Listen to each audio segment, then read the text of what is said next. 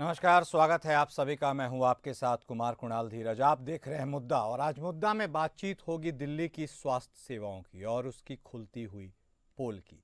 जी हां, दिल्ली की स्वास्थ्य सेवाओं को लेकर सीएजी की रिपोर्ट में कई चौंकाने वाले खुलासे हुए हैं। माना जा रहा है कि सीएजी रिपोर्ट ने 6 साल के दौरान दिल्ली की सार्वजनिक स्वास्थ्य सेवा प्रणाली में गंभीर कुप्रबंधन, वित्तीय लापरवाही और जवाबदेही की कमी को उजागर किया है। सीएजी रिपोर्ट में कहा गया है कि दिल्ली के 14 अस्पतालों में आईसीयू नहीं है, जबकि 12 अस्पतालों में एम्बुलेंस उपलब्ध नहीं है। मोहल्ला क्लिनिकों में शौचालय की कोई व्यवस्था नहीं है। रिपोर्ट के अनुसार कोविड-19 से निपटने के लिए केंद्र सरकार से मिले करीब 787 करोड़ रुपए में से सिर्फ 582 करोड़ 84 लाख रुपए ही खर्च किए गए, जबकि बाकी राशि बिना उपयोग के रह गई। इसके चलते कोरोना संकट के दौरान जरूरी सुविधाओं की भारी कमी रही। रिपोर्ट के अनुसार स्वास्थ्य कर्मचारियों की भर्ती और वेतन के लिए मिले 52 करोड़ रुपए में से 30 करोड़ 52 लाख रुपए खर्च ही नहीं किए गए। इससे साफ है कि सरकार ने स्वास्थ्य कर्मियों की पर्याप्त भर्ती नहीं की, जिससे महामारी के दौरान लोगों को इलाज में भारी दिक्कतों का सामना करना पड़ा। दिल्ली सरकार ने 2016-17 के दौरान, महामारी के दौरान, इस तरह की बातें सामने निकलकर सामने आई कि वित्तीय कुप्रबंधन और लापरवाही हुई है। 2020-21 के बीच 32,000 नए बेड जोड़ने का वादा किया गया था, लेकिन सिर्फ 1,357 बेड ही जोड़े गए, जो कि कुल लक्ष्य का मात्र 4.24% है। राजधानी के कई अस्पतालों में बेड की भारी कमी देखी गई, जहां बेड ऑक्यूपेंसी 101% से 179% तक रही है, यानी एक ही बेड पर 2-2 मरीजों को रखा गया। ऐसे तमाम आंकड़े हैं जो यह बताने के लिए काफ़ी हैं कि क्या पूर्ववर्ती सरकार ने वित्तीय कुप्रबंधन और लापरवाही के चलते जो उसकी प्रीमियर सेवाएं रही स्वास्थ्य को लेकर के, उसके साथ क्या कोई खिलवाड़ किया या उसके साथ लापरवाही हुई। इसी मुद्दे पर आज हम चर्चा करेंगे। बातचीत को आगे बढ़ाते हुए हमारे साथ हमारे खास मेहमान जुड़ चुके हैं। भारतीय जनता पार्टी के तरफ से बतौर प्रवक्ता शांत प्रकाश जाटव साहब जुड़ चुके हैं। वहीं आम आदमी पार्टी की तरफ से बतौर प्रवक्ता रमेश श्रीवास्तव साहब भी जुड़ चुके हैं। आप दोनों खास मेहमान का स्वागत है। जाटव साहब, शुरुआत आप ही से। ये क्या हो रहा है दिल्ली में? ऐसा लग रहा है कि मानो आम आदमी पार्टी की सरकार अपने फ्लैगशिप मॉडल के तहत बात करती थी स्वास्थ्य सेवाओं की, शिक्षा की। तो चलिए, शिक्षा के बारे में तो आज बात नहीं करेंगे, लेकिन स्वास्थ्य सेवाओं में भी इस तरह के आंकड़े जो लोगों को चौंकाने पर मजबूर कर दिए कि आखिर ये क्या हो रहा था। इतनी बड़ी कुप्रबंधन, कुव्यवस्था, लापरवाही और इस तरह के जो आंकड़े निकलकर सामने आए हैं, ये सोचने पर मजबूर कर रहे हैं क्या क्या जितने वादे और दावे किए गए थे आम आदमी पार्टी की तरफ से, वो सिर्फ हवा हवाई थे क्या? जाटव साहब, ये तो दिल्ली की जनता को समझना होगा। हाँ, वो तो समझ गई है ना, तभी तो आपको चुन कर लाई है। एक बात है। हाँ, और सही मायने में हम लोग कह रहे थे कि ये जो बोल रहे हैं बिल्कुल झूठ बोल रहे हैं। और आज मैं समझता हूँ 3 दिन पहले जब ये सीएजी रिपोर्ट पेश की जा रही थी तो उसके प्रवक्ता यहाँ ही टीवी पर हमारे साथ बैठ करके डिबेट में कह रहे थे कि आप सारी जितनी भी जो इश्यूज हैं वो एक बार में रख दो, उसके बाद में देखा जाएगा। मगर सही मायने में इसको रखने की आवश्यकता क्यों पड़ रही है पीस मिल में? क्योंकि हर एक बिंदु के ऊपर चर्चा होगी, हर एक महकमे के ऊपर चर्चा होगी। और जिस तरीके से आज हम लोग जो है देख रहे हैं कि मेडिकल जो हेल्थ सेक्टर में इन्होंने कितना भयंकर कुप्रबंधन किया हुआ, आज दिल्ली की जनता को खुद समझने की आवश्यकता है कि एक बेड पर मरीज को 2-2 लोगों को बेड में, और बेड मिल भी नहीं रहा। और जबकि 32,000 बेड का प्रावधान है, उसका पैसा आया हुआ है, उसमें से सिर्फ 1,357 बेड ये फैसिलिटी दी आपने। आप जिस तरीके से वर्ल्ड में मतलब कितना बड़ा झूठ का एक नैरेटिव बना रहे थे कि हम इतना बड़े लेवल पर इसको काम को कर रहे हैं, और आपके सामने किस तरीके से जो है ना 14 हॉस्पिटलों में केवल मतलब बाहर हॉस्पिटल में एम्बुलेंस तक नहीं, दवाइयां नहीं है, और जो पैसा उसके लिए हॉस्पिटल और उसके एस्टेब्लिशमेंट के लिए वो आया हुआ है, वो पैसा खर्च नहीं कर रहे। खर्च नहीं करना भी बहुत बड़ा अपराध है, और खर्च करते हो तो उसमें आपको कमीशन चाहिए। आपने कर्मी नहीं रखे, डॉक्टर्स नहीं रखे, दिल्ली की जनता ट्रीटमेंट के अभाव में रही। और मैं समझता हूँ ये भी, इसके पीछे भी एक बहुत बड़ा स्कैंडल नजर आएगा, क्योंकि ये शायद जो है ना प्राइवेट हॉस्पिटलों को पुष्ट करने के कारणों से इनका ध्यान उस तरफ ज्यादा था। इस वजह से मैं समझता हूँ कि इन्होंने जो हॉस्पिटल है एडमिनिस्ट्रेशन के, दिल्ली एडमिनिस्ट्रेशन के, उनकी दुर्दशा बना करके रखी। और शर्म नहीं आती इन लोगों को, इस तरीके की बात करते थे कि हमने बेहतर पूरे विश्व में सबसे बेहतर स्वास्थ्य सेवा, और दूसरे प्रदेशों से तुलना करते थे कि दूसरे प्रदेशों में बहुत बढ़िया है, उससे बेहतर स्वास्थ्य सेवा है। आज मैं समझता हूँ कि ये जो इनके विधायक हैं और आतिशी है और अरविंद केजरीवाल, इनको तो डूब मरने वाली स्थिति पैदा हो चुकी है, मैं समझता हूँ। तो मैं ये जो है, देखिए अपने आप में एक बहुत बड़ा गंभीर विषय है। नहीं, और उस पर भी एक गंभीर सवाल यह भी है जाटव साहब कि अभी तो शुरुआत हुई है, इन तमाम बातचीत करने की प्रक्रिया की शुरुआत हुई है। अभी तो हम सिर्फ स्वास्थ्य के ऊपर बात कर रहे हैं, इसके बाद शिक्षा पर भी बात आएगी, इसके बाद अन्य क्षेत्रों में भी आएगी। तो क्या एक तरह से इसे सैंपल मान लिया जाए और पूरी की पूरी जो लड़ाई, पूरी की पूरी जो कवायद है, आपको लगता है वो ऐसी ही होगी क्या? मेरे से पूछ रहे हैं? जी, आप ही से पूछ रहे जाटव साहब। मतलब क्या इसे सैंपल मान लिया जाए? क्योंकि यदि स्वास्थ्य में इस तरह की बदहाली है तो ऐसे कई डिपार्टमेंट्स हैं जिसका भी खुलासा होगा, तो मान लिया जाए कि पूरे पिक्चर में सिर्फ यही देखने को मिलेगा हमें। हाँ, मैं बता रहा हूँ ना। हाँ। कि ये पूरी तरीके से आकंठ लिखते, इन्हें काम नहीं करना था, भ्रष्टाचार में आकंठ लिखते। हाँ। और किसी सूरत में भी काम को अंजाम नहीं देना चाहते थे। हाँ। ये समस्याओं को, मतलब आप पैसा भी है, केंद्र ने भी पैसा भेजा हुआ है, यहाँ से भी कलेक्शन हो रहा है, और आप उस काम को नहीं कर रहे। इससे बड़ा दुर्भाग्य क्या होगा, ये देखिए ना। ये देखिए कि कितना, मतलब दिल्ली की जनता को किस तरीके से इन्होंने ठगा है, ये अपने आप में बहुत गंभीर है।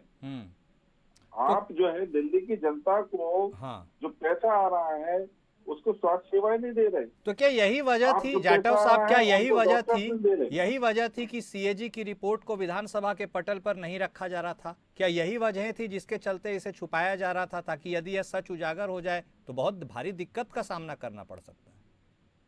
स्वाभाविक बात है। हाँ। इन्होंने जो काम किए हैं उन कामों को ये उजागर नहीं करना चाह रहे, क्योंकि इन्होंने कोई काम ऐसे किए ही नहीं जो दिल्ली की जनता के अपलिफ्टमेंट के लिए हो।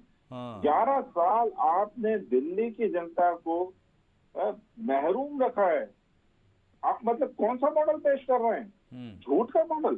पूरे देश में, दुनिया में आपने केवल झूठ का मॉडल कि हमारे यहाँ स्वास्थ्य सेवाएं देखें। आप मोहल्ला क्लिनिक देखिए, इनकी किस तरीके से दुर्दशा हो रही है। मैं आज देख रहा था कि सब्जी की वो गोडाउन बना हुआ है सब्जी का, वो मोहल्ला क्लिनिक है।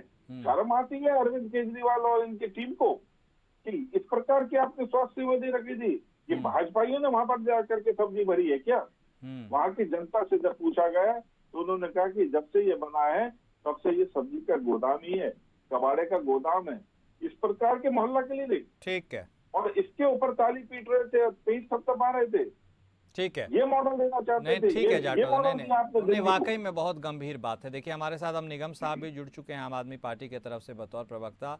निगम साहब, अब ये जो आप ऑपरेशन कहिए, इसे सर्जरी कहिए, जो कहिए, अब ये जो आंकड़े निकल कर सामने आ रहे हैं और ख़ास तौर पर इस बार फोकस स्वास्थ्य सेवाओं पर है। स्वास्थ्य सेवाओं को लेकर के आपने खूब बातें की थी कि तमाम एक क्रांतिकारी कदम था, लेकिन यदि आंकड़ों को देखा जाए तो सर ये लोगों को सोचने पर और सवाल पूछने पर मजबूर करेगा कि ये कौन सा मॉडल था जिस मॉडल में इतने फ्लॉज हैं।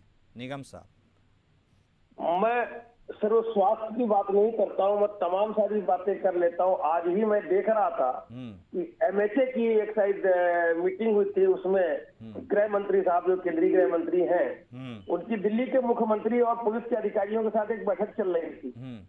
क्या इससे पहले पिछले 11-12 साल में कोई आपने ऐसी बैठक देखी? हॉस्पिटल की बात करो, ये करो। ये ताली एक हाथ से नहीं बजती, ये दोनों तरफ से जब दोनों मिलते हैं तब जाकर के आवाज आती है। इन्होंने जानबूझ करके गाड़ी दो पैसों में करती है। सब्जी मंडी हमने बना रखी है क्या? पहले सुन लीजिए, थोड़ा सा धैर्य रखिए। निगम आपने कभी पहल मोहल्ला की? क्लिनिक में, आपने मोहल्ला कभी क्लिनिक पहल की में किसी चीज सब्जी में? मंडी खोल रखी है, वो हमने बनाई हुई सिवाय है। धक्का मारने के, सिवाय धकेलने के अलावा 32,000 बेड खरीदने से सिर्फ अरे भैया 1300 बीच में सत्तावन क्यों?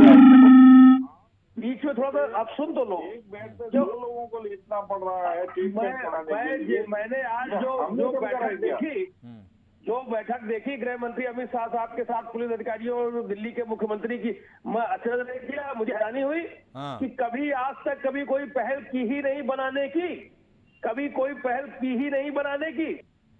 कोई बात बनती है, दोनों तरफ से दिल्ली फुल स्टेट नहीं है, दिल्ली 1/4 स्टेट है, सिक्योरिटी आपके हाथ में है, सुरक्षा आपके हाथ में है, तो आप कभी बैठक बुलाओगे नहीं? आपने कभी ऐसी बैठक अरेंज की हो, बुलाई हो और मुझे बताइए कि मुख्यमंत्री महोदय वहां ना आए हो? मुख्यमंत्री महोदय ने मना कर दिया हो कि हम ऐसी किसी बैठक में भाग नहीं लेंगे। आप बताइए, इससे साफ जाहिर होता है कि आप जानबूझ करके आपने हर जगह रोड़े लगाए हैं, हर जगह अवरोध उत्पन्न किया है। अरे जब आपके अधीनस्थ है दिल्ली, तो आपका फर्ज पहल आप करिए, पहल आप करिए, और उसमें अगर न साथ दिया हो, न कहा हो, मना किया हो, तो आप बताइए। लेकिन अभी देखा तमाशे, अरे सुनिए, अरे थोड़ा सा धैर्य रखिए। अभी देखा, जैसे ही रेखा गुप्ता जी प्रधानमंत्री मुख्यमंत्री बनी, वो देखा वो एलजी साहब ने शपथ लेने से पहले ही वो यमुना किनारे अपना पहिया भेज दिया। एलजी साहब पहले से ये सब हम लोग भी जान रहे हैं, समझ रहे हैं किस तरीके का आप काम कर रहे हो। खैर एनीवे, जो भी है, किसी प्रकार से दिल्ली की तरक्की हो, दिल्ली आगे बढ़े, देश आगे बढ़े।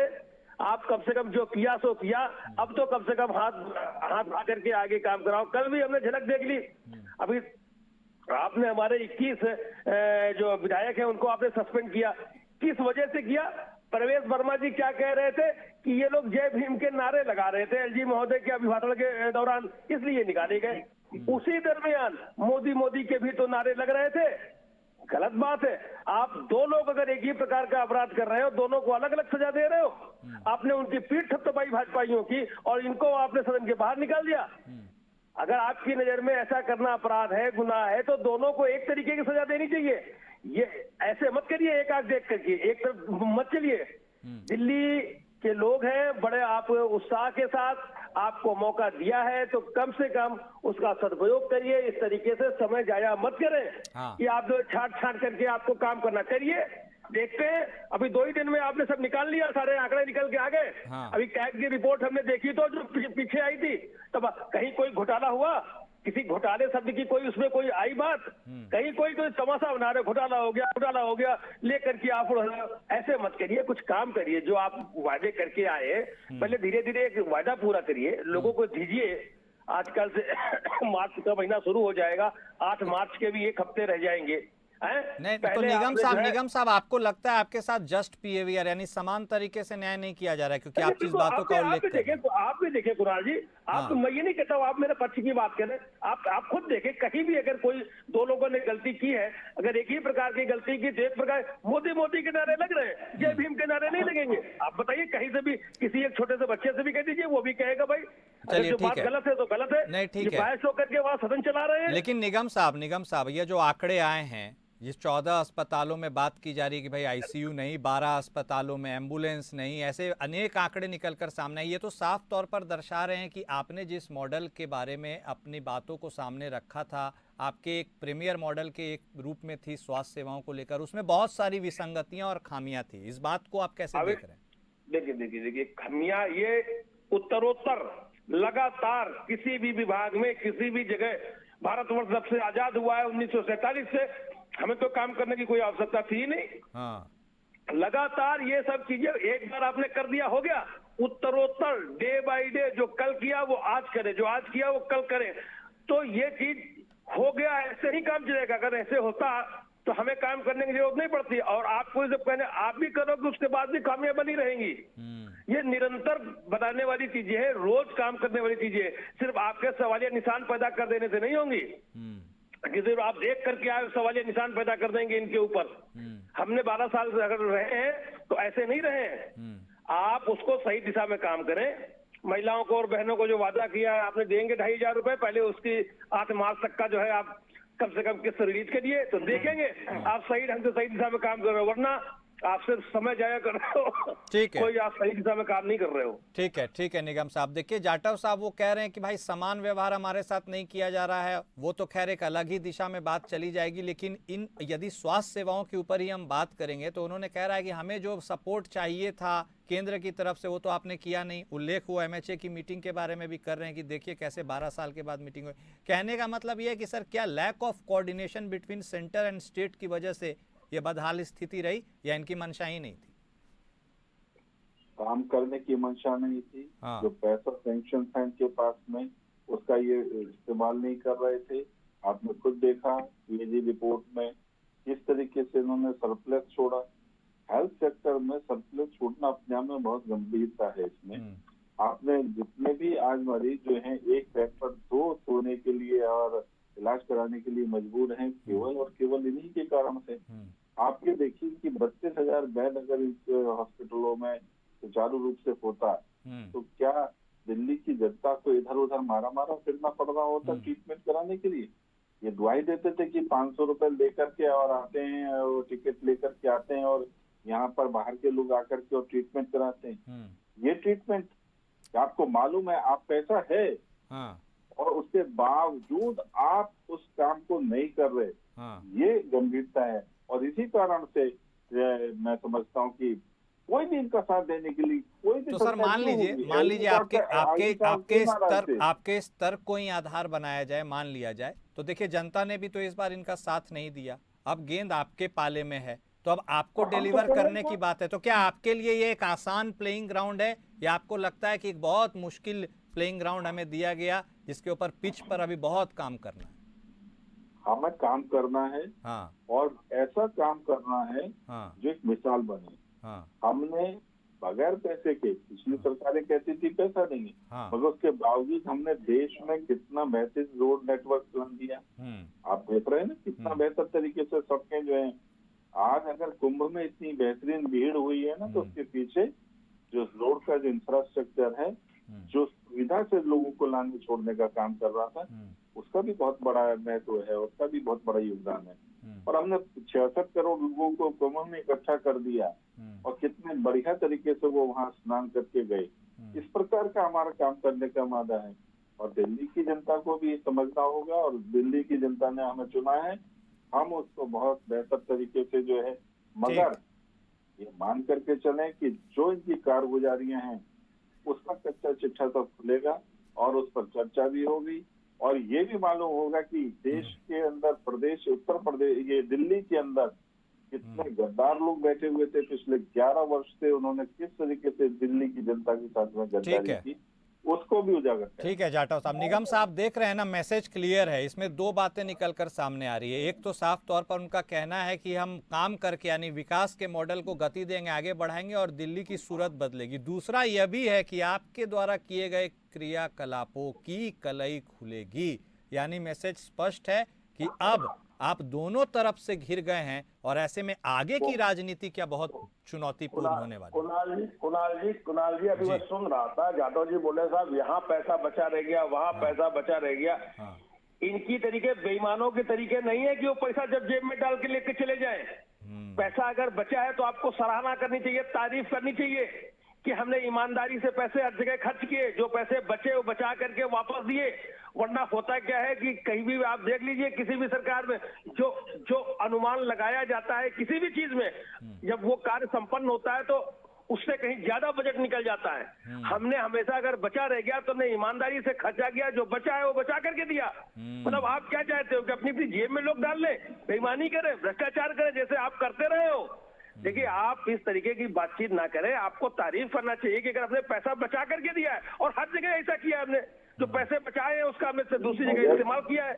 निगम जी, बजट बचाने के लिए नहीं होता है ये। बजट जो है जनता देती है और जनता के ऊपर खर्च करने के लिए होता है। आप अपने निकम्मेपन को जो है अपने लिए तगमाना बनाएं।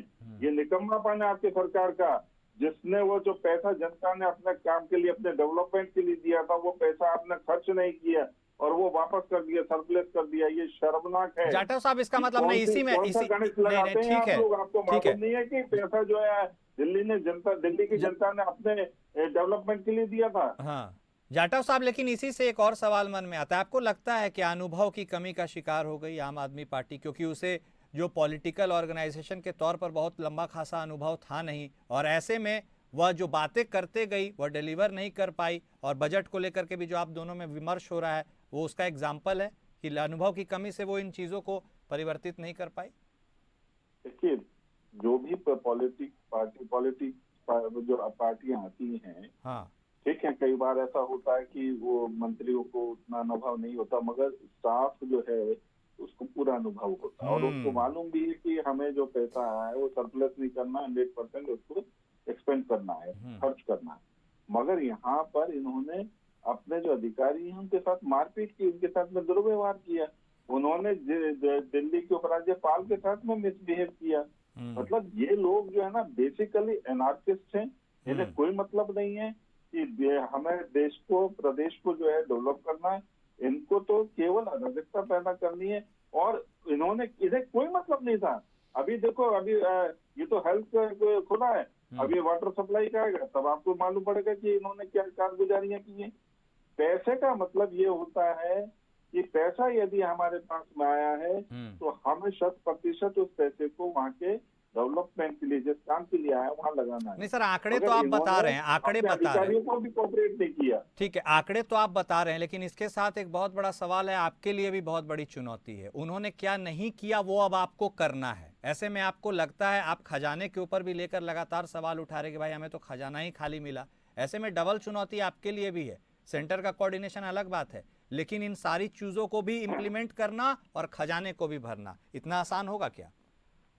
देखिए, खजाने को आप लोग, मैं पहले भी कई डिबेटों में कह चुका हूँ, खजाने का अर्थ ऐसा नहीं है कि अगर हमें खजाना मिला है तो नेक्स्ट डे रिकवरी नहीं आएगी, पैसे का सिलेक्शन नहीं होगा।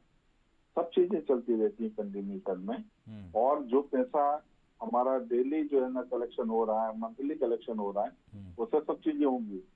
तो खजाना खाली का अर्थ ये है कि आपने जिस तरीके की बातें करी, क्योंकि खर्च तो आपने किया नहीं, और जिस तरीके की बातें करी हैं, ठीक है, आपने खजाना खाली दिया, मगर जिन जिन मदों के लिए हमें पैसा चाहिए, अब जो हमारा पैसा कलेक्शन होगा उस मदों के हिसाब से हम लोग उसको। तो जाटव साहब, उसमें तो वक्त लगेगा, खजाना धीरे धीरे भरेगा, खजाना धीरे धीरे भरेगा। इसका मतलब जो डेवलपमेंट मॉडल की बात आप कर रहे हैं उसको आने में और दिखने में वक्त लगेगा क्या? छोटा सा रिएक्शन। नहीं, कोई दिक्कत नहीं रहेगी, कोई दिक्कत नहीं रहेगी, सब चीजें होंगी।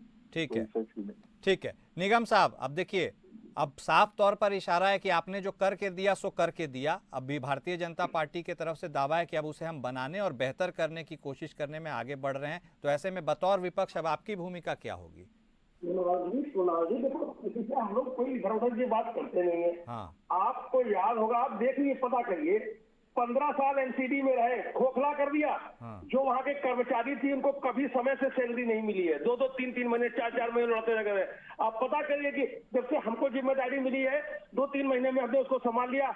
हर कर्मचारी को समय से वहाँ वेतन मिलता है कि नहीं मिला? अरे चीजें, आप हमारी बात को बचाते कह रहा हूँ, आप इसको देख लो।